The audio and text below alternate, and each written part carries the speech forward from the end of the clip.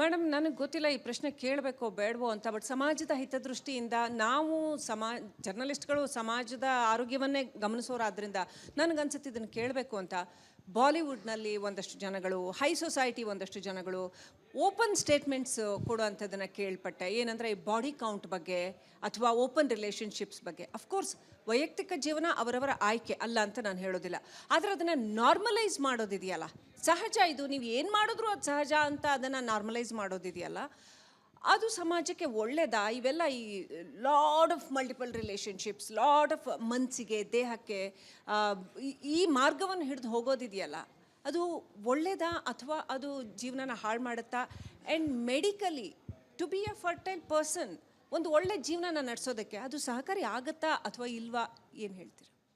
See, I think it is a very pragmatic question, and everyone has a right to lead their lives.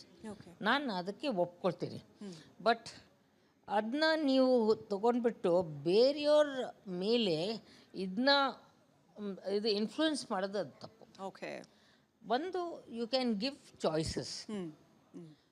Finally ಯಾವ ಜನಕ್ಕೆ ನೀವು choices ಕೊಡ್ತೀರಾ ಅವರು young impressionable ಏಜ್ನಲ್ಲಿರ್ತಾರೆ. So it is the parents, ತಂದೆ ತಾಯಿದು responsibility and parental control.